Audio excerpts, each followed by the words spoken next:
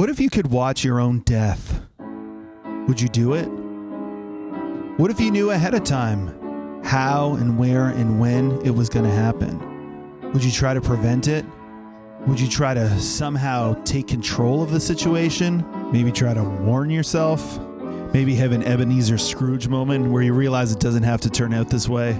Would you watch helplessly in horror as the end that's coming for all of us comes for you? Would you just let it hit you? Like a wave in an infinite ocean, splashing up onto the tiny grain of sand that is your life on this cosmic beach. What if you knew you only had a year to live? What if that year was almost over? Would you freak out? Would you finally do and say everything you've been putting off? Hi, my name's Ryan. I'm a musician in Canada. I'm going to be 44 this summer. I have until August 1st to make it make sense. How'd we do this week? My daughter's been telling me I look tired. So daycare is closed today. This is where we are.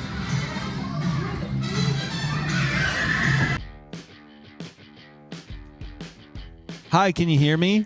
Hi.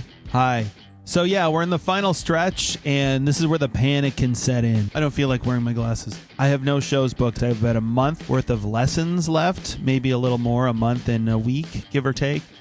And then that revenue stream is gone. Do I have gigs to make up for it like I was planning on? No, I do not. Why do I not have gigs to make up for it like I was planning on? Well, because I've been busy doing other things, so I haven't been booking those gigs. Now, the other thing that's been on my mind is, how have I been approaching this? What have I not been doing? I've not been writing or recording or releasing new songs, not releasing a new song on streaming services once a month as recommended by some people. Although, I've got to be honest, people in the actual indie scene don't ever seem to do that. I have not been trying to grow my Instagram following. I have not been posting on TikTok. I have not really been trying to grow my YouTube channel. Certainly have not been trying to grow my mailing list. I have been tending to all of these things, but I haven't been trying to increase my audience. What else? I made a list here. Yeah. Spotify, no. Instagram, no. TikTok, no. YouTube, yes, but no. Mailing list, no. I'm probably already too late to apply for an education program, but maybe I should to test the actual theory, right?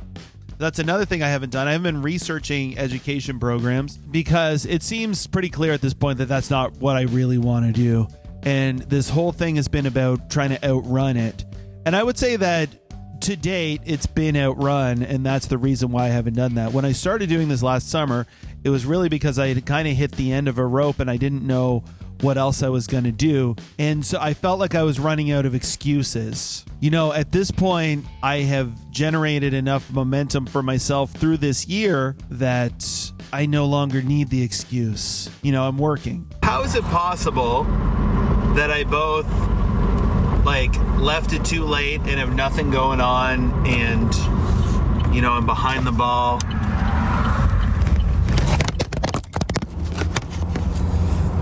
How is it possible that that's the case when also at the same time I have too much to do and I can't keep up?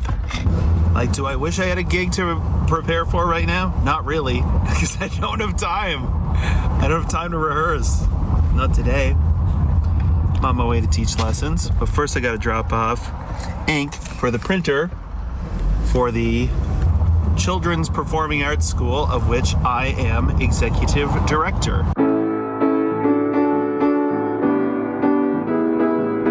But we're now looking at the summer, and why haven't I been focusing on recording? Because it doesn't make economic sense. There's not really an economic case for me recording, putting priority on that right now. I don't have an audience that's waiting for a new release. I don't make money from streaming. I make very little money from Bandcamp sales. It's not how I get paid. Same thing with Instagram. Same thing with every one of those things that I haven't been doing. I've been focusing on how do I get paid, and it's like short term. You know, maybe it's ongoing. But as I'm looking at booking this summer, the type of gigs that I need to be booking in order to get paid are different from the type of gigs that you need to be booking in order to grow an audience.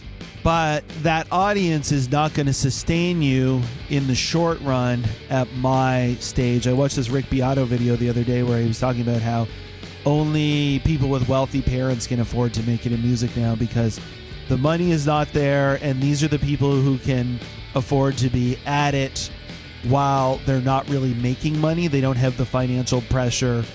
And this is something that I found the entire time I've been doing this, even back 20 years ago when I was teaching at Long McQuaid with the rest of my band. We would take a week off to go on tour. All the money we made from the band went back into the band. We weren't taking that home. So yes, we were able to do things. We made records. We toured. We didn't make any money. So if my goal is to make money from this project, I have to be looking at what are the places that are going to pay me a guarantee, and how can I play as many of those shows as possible.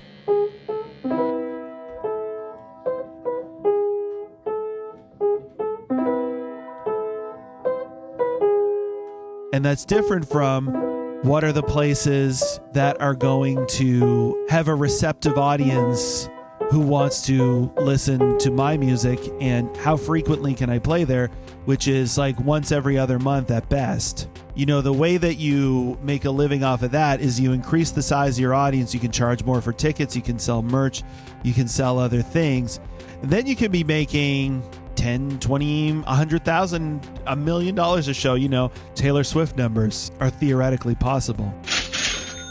Great songwriter. Is her success, can it be attributed only to her songwriting? No, she also hustled. She really has cultivated her fan base, and her dad is rich. And she's the most successful person in the world doing this.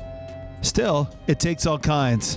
For better or worse, this is the life I love and the world I want to be part of. Wow, thanks, Dead Bob. So we're going to make our own luck. I got friends out doing it. I'm going to get in touch with everybody I know. We call those warm leads. And I'm going to get better at getting in touch with the people I don't know. Tune in next week to watch me try.